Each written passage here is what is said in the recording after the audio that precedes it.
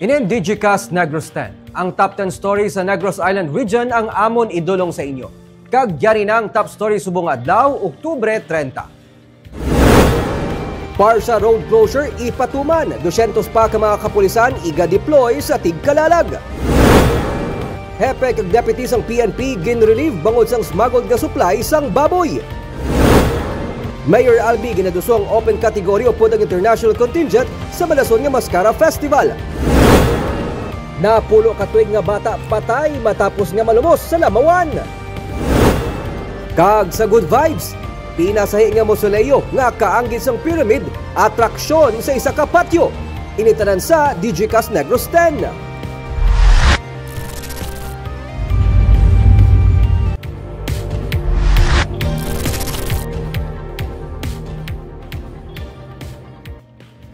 Sa number 10, bagyo nga Leon isa na ka super typhoon. Ang super typhoon nga Leon as of 4 p.m. ang yara na sa 215 km east ng southeast ng Basco, Batanes. May kabasko nini nga 185 km per hour kag pagmadlos nga 230 km per hour. May pila ka mga area sa northern Luzon ang ginpaidalom sa tropical cyclone wind signal number 3, 2 kag number 1 bangod sang bagyo. Ginapaabot nga sa peak sang super typhoon maging malapit ini sa Batanes kag wala man ginadula ang posibilidad nga maglandfall man ini sa Batanes karon sa gabi ukon sa buwas sang aga. Malandfall man sa Batanes ukon indi paabuto ng mabunok nga ulan kag mabaskog nga hangin. Malandfall ang bagyo sa Taiwan buwas sa hapon. Magagwa ini sa Philippine Area of Responsibility buwas sa gabi ukon Biyernes sang aga.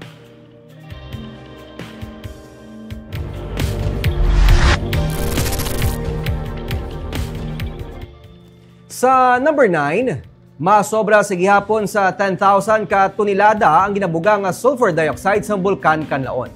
Sa report sang Philippine Institute of Volcanology and Seismology o PHIVOLCS subong adlaw, nag-average siya nga 10,074 ka tonelada sang sulfur dioxide ang ginabuga nga sulfur dioxide sang bulkan Kanlaon.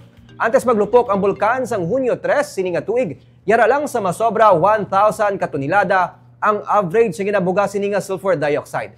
Pagkatapos ng paglupok, nag-average naman ang gas emission sang bulkan sa masobra 4,000 tons kada adlaw. Na panimahuan ang asupre sa pila ka mga barangay sa Canlaon City gani ginsuspend ang klase kag trabaho sa government offices sa syudad. Pandam sang PHIVOLCS, likawan ang exposure sa sulfur dioxide, magtener sa sulod sang balay kag magpanarado sang portahan kag bintana. Magamit sang N95 mask kung nagapanimaho sang asupre. Nagapabilin sa gihapon sa Alert Level 2 ang bulkan. Buot siningon, may nagapadayon pa nga mga aktibidad sa bulkan. Ang pabugas ang mataas nga volume sang sulfur dioxide nagakahulugan sang posibilidad sang paglupok sang bulkan kag pagbutang sa bulkan sa mas mataas nga alert level.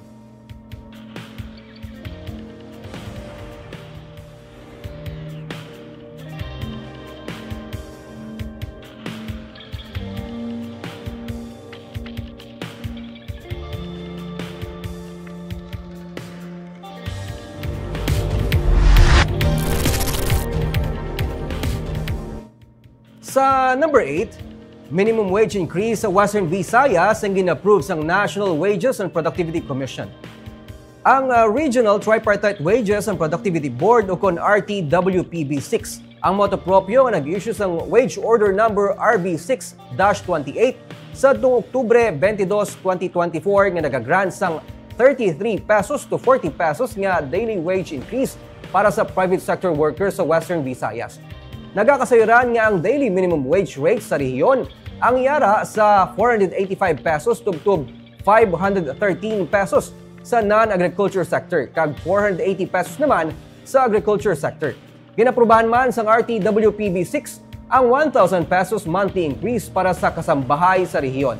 Ang monthly minimum wage karon yara na sa 6,000 pesos. Ang wage order ang ginsubmit sa National Wages and Productivity Commission o kon NWPC para ma-review. Inang gina-affirm sa tung October 28, 2024. Ang wage order ang iga-publish sa November 1, 2024 kag maga-take effect sa November 17, 2024 sandig sa pahayag sang RTWPB. Ang RTWPB6 ang magapatuman sa information campaign sa pagpasiguro sang compliance kasubong man magahatag sang assistance sa mga enterprises para makorek ang possible wage distortion.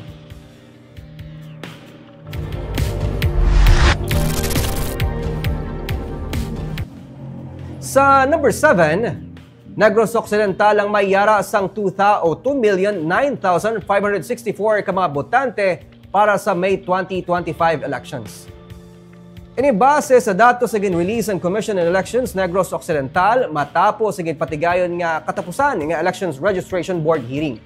May 13,004 o kung 13,004 ka mga presinto nga na-establish sa 2,484,000 naman ang clustered precincts. Sa mga na-register nga botante, mas madamo ang kababaienan, 1,025,698, kag ang kalalaki na naman, 983,866. Hindi pa mapatod sunod kay Election Supervisor Ian Lee Ananoria kung ikapilang probinsya sa may pinakamadamo nga registered voters sa bilog nga pungsod. Naalakip ang Negros Occidental sa mga nagliligad nga piniliay sa mga vote-rich provinces. Kung ipanggit sa nagligad nga barangay kay Gascay election sunod kay Attorney Ananoria, mas manubo sa karon ang registered voters. 2,014,725 ang registered voters sang nagligad nga piniliay. Sunod kay Ananoria, mahimo tuga ini sa pagsaylo sa mga botante, lakip ng pagdilist sang yadtong mga wala makaboto sa duha kasunod-sunod nga mga piniliay.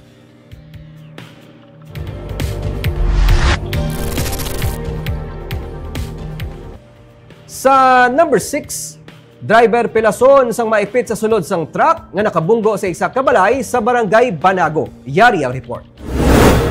Wasak ang entrance ng isa ka bakanting stall sa makabunggo ang isa ka truck nga kargado sang bugas sa Purok Kamansi sa barangay Banago kaina sang aga. Nagbinuligay pa ang mga rescuer agud makuha ang pilason nga driver nga si Jonathan Pineda nga naipit sa driver seat tugas ang aksidente. Istorya ni Adrian Osinar, nagapanyaga siya sa mabatian ang mabaskong nga lagapok sa kilid lang sa ginabantayan niya nga kalanaan. May bitabi amin ng mga kabungguan, na iti pagling, paglantaw di sa gwa, tatlo na titi ng truck. Kaya binawan din marikta sa balay. Nagwa sa pagpangusisa sang katapos ang Police Station 3 nga halin sa barangay Bata, posible na wadan sang preno ang truck, gani nagsagay dinhi sa idalom sang flyover antes nagbunggo sa malapit nga balay sa kilid sang dalan. Salamat nanda kay daw gitingwan gikan sang driver man tani nga hindi man siya manog yung bunggo ito sa may kilid sang haligi sang flyover. Wala sa kabungga sa karga niya. Wala gito kontrol man nila. Giningagaw ang pilason nga driver sa ospital. Gintinguwaan naman sang tag-iya sang truck nga mahimos ang mga karga nga bugas kag makuha ang truck nga nagsablag sa dalan.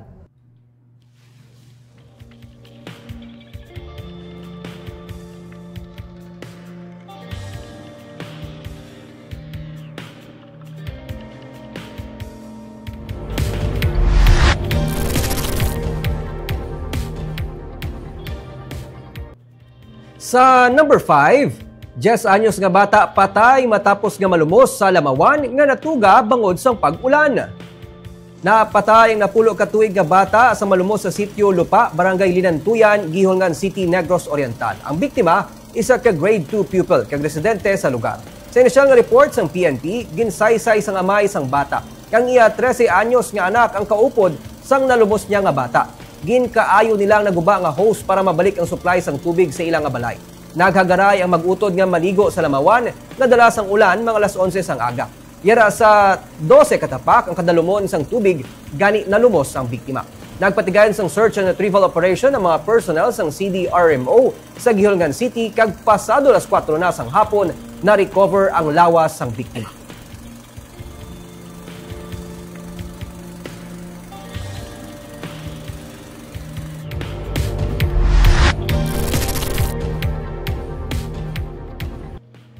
Sa number 4, mga flower vendors nagsugod na pwesto sa apat ka mga designated area sa Bacolod. Pila ka mga flower vendors ang nangita na anay sang temporaryo nga masayluhan nga pwesto epekto man sang pagpalawig sang negosyo sa mga kiosko sa Bacolod Public Plaza. Istorya ni Luz Viminda Amar, may 30 anyos na siya nga nagabaligya sang bulak kada pista minatay sa tubang sang San Sebastian Cathedral. Pero napilitan siya nga magsaylo sa Libertad Public Market sa may Dalan Ernais, bungod tubdob Oktubre 31 pa, magauntat operate ang mga kiosko sa plaza. Magluwa sa Libertad Market, nagsugod naman baligyang pila ka mga flower vendors sa tubang sang Burgos Public Market, Dalan Araneta kag Gatuslao, malapit sa Bacolod Public Plaza. kag subong man sa Burgos Street sa atubang sa Bacolod North Public Cemetery. Ano sa bakal ng biyahe?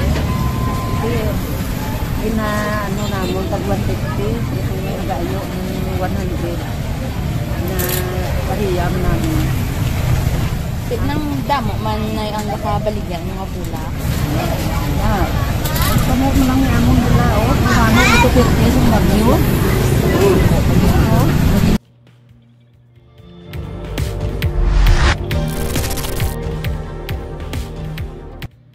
Sa number 3, Mayor Albi Benitez ginaduso ang open category o pwedang international contingent sa Malason nga Mascara Festival.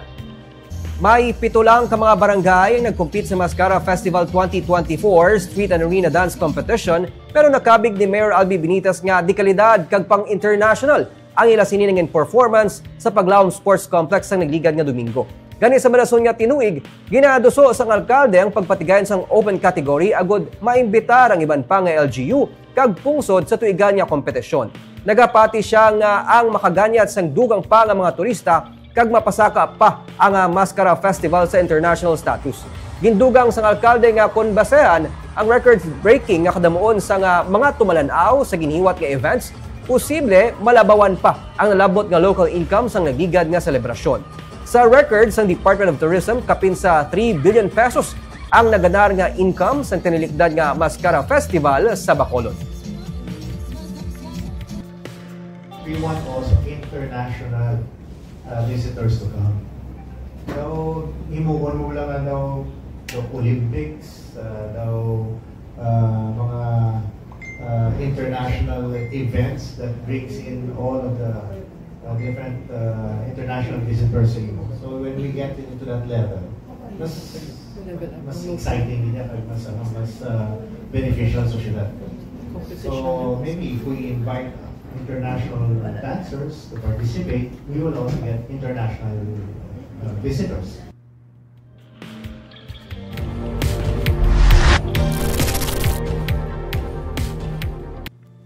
Sa number 2, mga baboy nga ginasmagol halin sa Negros Oriental na diskubrihan nga ginapasulod sa Cebu. Hepe kag deputy sang PNP ginrelieve bangod sang alegasyon nga may kahilabtanan ang pulis sa krimen. Na-intercept sang PNP sang Sabado ang bangka nga may karga nga mga baboy sa barangay Kanyuko, Dumanhog sa probinsya sang Cebu. Sa report sang Dumanog PNP, ang 79 ka mga baboy ang ginapatian nga naghalin pa sa Negros Island region. Inugkarga sa truck ang mga ginabandon nga mga baboy. Nadiskubrihan nga may smuggled o kung mga smuggled na mga baboy bangod sang nabaton nga report sang local government unit. Wala ginatugutan sa Cebu ang pagsulod sang baboy halin sa Negros bangod sang threat dala sang African swine fever. Ginausisa pa sang PNP kung sino ang sa likod sang smuggling sa mga baboy, pero ang hepe kag deputy sang PNP ang ginkakas na sa pwesto bangod sang alegasyon nga may kahilabtanan ng PNP sa ilegal nga pagpasulod sa mga baboy sa banwa.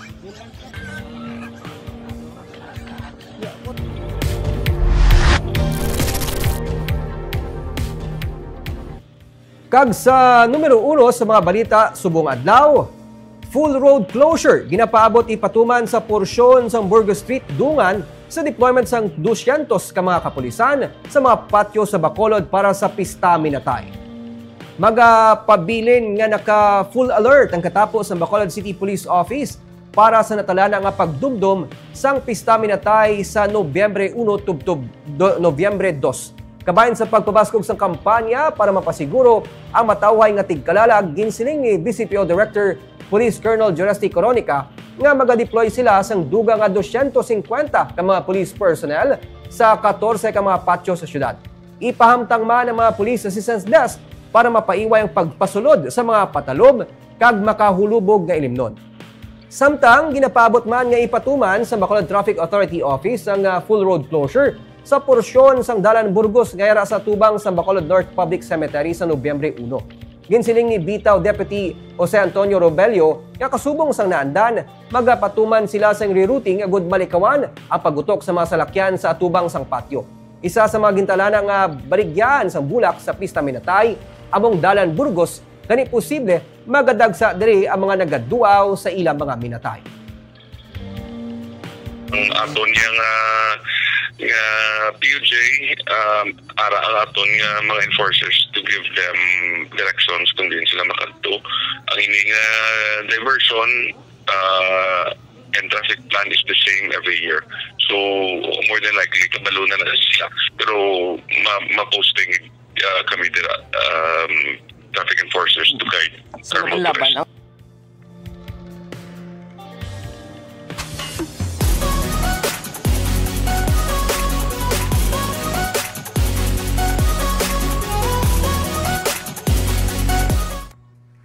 Kag sa good vibes, isa ka negosyante nga luyag sa nga pinasahi nga palahuwayan kung mag-abot na gidman ang iyang ation ang nagpatukod sa mausoleum nga daw kasubong sang pyramid.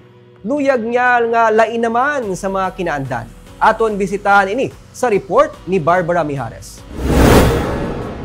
Unique and Instagrammable. Ini ang paglaragway sa negosyante nga si Ricardo Canotan sa mausoleum nga iya ginpatukod para sa iya nga pamilya. Duha ka tuig man kag nahuman suno sa iya ang pyramid-inspired mausoleum.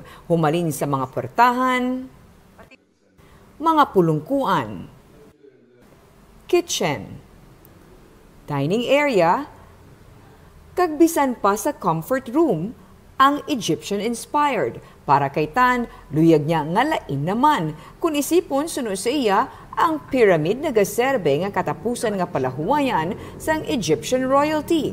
Naglahog man siya nga bagay man sa ila ang pyramid kay may royal blood man sila. Ang iya kamagulangan nga anak nga nagtaliwan ang mayara sang hemophilia nga ginatawag man nga royal disease. Bagay na sa atong pamilya, yung ngarano ng mga bagay na sa pamilya ta. Hindi ko, sa pamilya ta, may royal blood man. Ara man si Princess Nika. Nambalo kami. Kahit bata ko yung pamilya. Si Rupert na, hindi lagi na yung gadla na kung yung pamilya ka, yan may royal blood nga dugo. Di, amo na, si Kuti daw nag-insult. Santo ng dambi, no? Kag I love the shape of the pyramid, no? May four triangular shape siya ng perfect corner. Ang mga lulubngan ng himo sa onyx, ang mga lapida naman Bible-shaped para lain naman suno sa iya sa masami makita nga himo gikan sa marble. Ang columbario makita ang mga quill nga design, inspired naman suno sa kaitan sang panahon sa mga Romanhon. Nakaupod na diri ang mga imahen nga nagapakita sang religious belief ni Tan nga nagalakip sang stained glass sa mga santos kag crucifix. Sagwa man ang estatwa sa mga warrior angels nga kanday Michael kag Gabriel.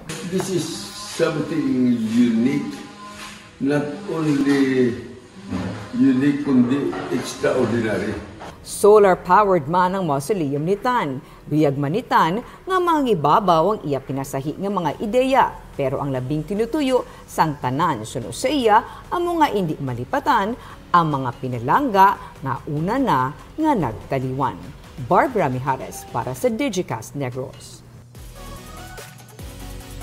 Kagantis kita magtakop, shoutout kita na sa atong mga live viewers sa Facebook, kay Hensley Mumbai, kay Ma'am Jubea Natavio, Chris Lynn Jersan, subong man kay Benji Borlas, Ariana Lubay, kay Charles Kevin Liza, nagalantaw siya no, from Alihis sa DC1, si Lindol Sunyo, RH Tata, Yekel, kag Christian Marcos, subong man kay Sandro Alegro. Tamyaw taman mga live viewers naton via YouTube, si Sir Brandon Yanson, kag Rogie Enriquez. Kagamuyad to ang aton nga top stories of the day. Tugtubwas, ako si Nico Dalfin.